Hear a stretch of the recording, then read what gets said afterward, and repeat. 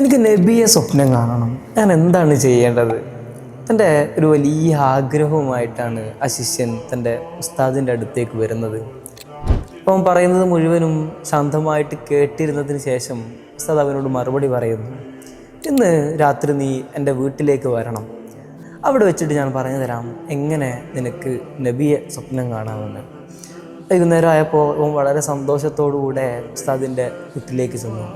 ഉസ്താദ് വളരെ സുഭിക്ഷമായ ഭക്ഷണങ്ങളൊക്കെ പാകം ചെയ്തിട്ട് ഇവനെ കാത്തിരിക്കുകയാണ്.